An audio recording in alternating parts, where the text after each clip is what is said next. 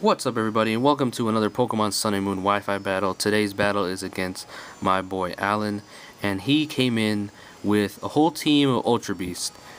Well, technically not all Ultra Beasts because Necrozma isn't considered one, I think. But nonetheless, it's still a whole team of legendaries, and it looks freaking powerful and scary on paper. So yeah, he's got Xurkitree, Kartana, Necrozma, Nihilego, Celesteela, and Buzzwole. And I really like Ultra Beasts. I honestly like all the legendaries in the generation. Buzzwole is probably my favorite because he flexes when he gets hit or when he attacks, which is hilarious. But on my team, I don't have any Ultra Beasts or legendaries, but I should still be able to have a good chance to win. I've got Lycanroc, lead Lycanroc. I've got Porygon Z, Mimikyu, Alolan Muck, Garchomp, and Mandibuzz. And my Garchomp is actually carrying the Z move, or Fire Z, Fire Fang. It's pretty good against steel types. The most prominent defensive ones, I believe, right now are Celesteela and Skarmory. And if you Swords Dance before it, it could pretty much kill the Celesteela with Infernal Overdrive, which is pretty good. So, or change a 2-hit KO from a 3-hit KO from a 2-hit KO. So he's gonna lead off with Xurkitree, which is Choice Scarfed, interestingly. And not interestingly, I guess Xurkitree is not that fast. But it's Scarfed, and I'm gonna hang out with my Hook Sash. After the Energy Ball, I'm gonna set up my rocks, and that's all I wanted. Because nothing on this team can really get rid of the rocks, except for Kartana, which does have access to Defog. But, I mean, I don't feel like that's a common move on Kartana, I'm not sure. But the Stealth Rocks will really help against this team. He's gonna go for the Energy Ball. I switch into my Alolan Muck, which will eat up that Energy Ball, because I'm Assault Vest, especially defensive bulk, but fortunately he gets a special D drop. But that doesn't, prevent me from just going for a knockoff and knocking off whatever comes in. Celesteela comes in, which is good now, I guess, because I'll have, more chances, or longer, since it's out early, I'll have a chance to get rid of this thing early, because Celesteela is very annoying and bulky. So, gonna switch to my Lycanroc. Hopefully, I was hoping that he would go for like Protect or something, and I would have another chance to attack with this thing, but no, he just goes to the Leech Seed. I don't understand why a hunk of metal gets Leech Seed, but whatever. So Wolf Blazes is down, which is not too bad, because now I can switch to my Garchomp and test out the Fire Z move. I'm gonna go into Gibson right here and just see how much it goes, or how much it does. I could have Swords Dance right there. Probably should have, honestly, because it would have been a 1-hit KO. But I just wanted to see how much this would do. Raw Z move, Inferno Overdrive. Loving the animations for these Z moves, honestly. Just gonna hit him up with that bomb from, yep.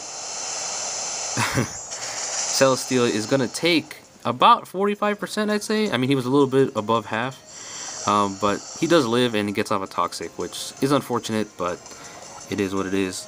Now, I mean, it did do a lot, so, I mean, I'm assuming that a regular Fire Fang would have done about 1/3 of that, so it would have been a 3-hit KO. Not sure, but he goes for Protect, so he's Toxic, Protect, Leech Seed. I guess is like the standard. I don't know what the last move would be, probably Heavy Slam.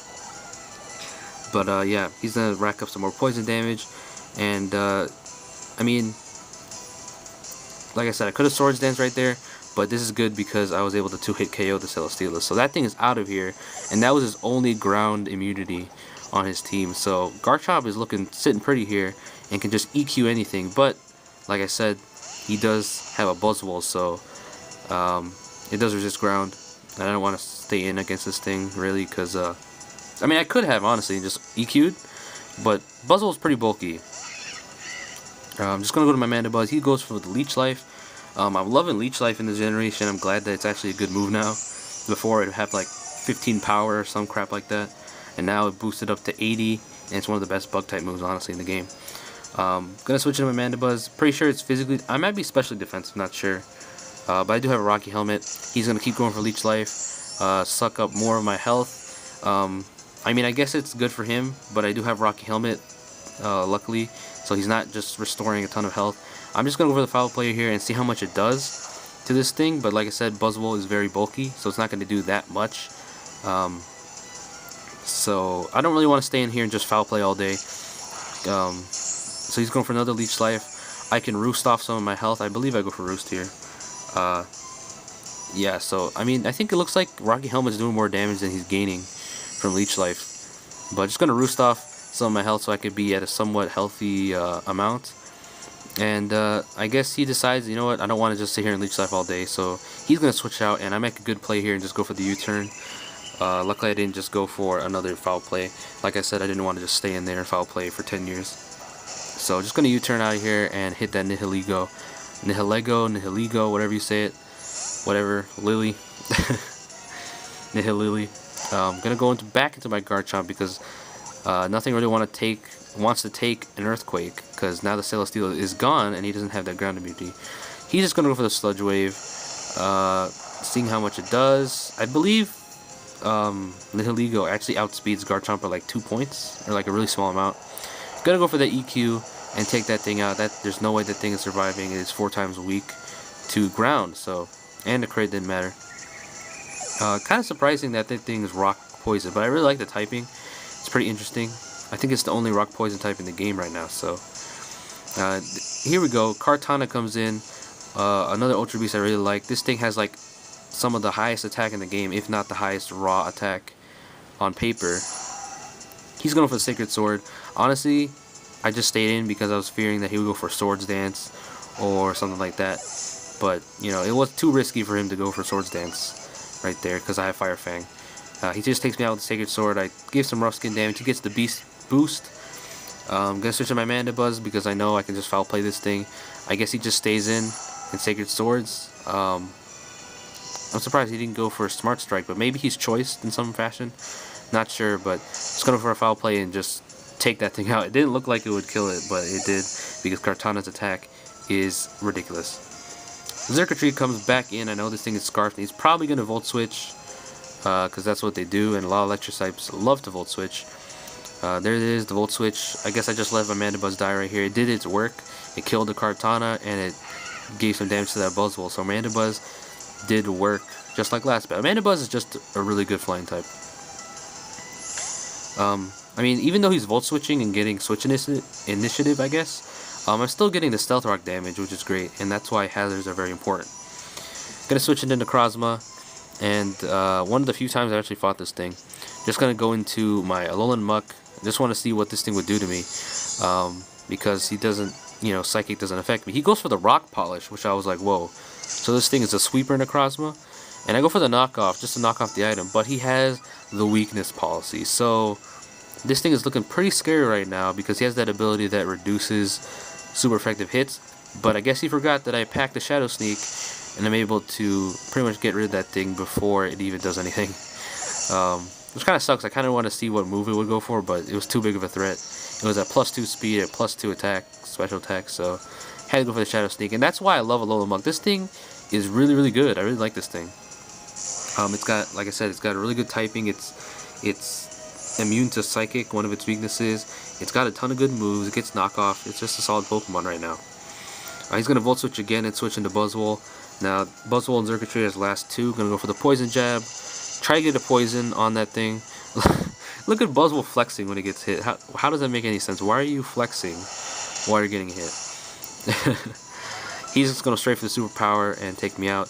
As much HP as Alolan Muck has, it's not really physically bulky, I don't think. So, and you know, Buzzwole's very strong.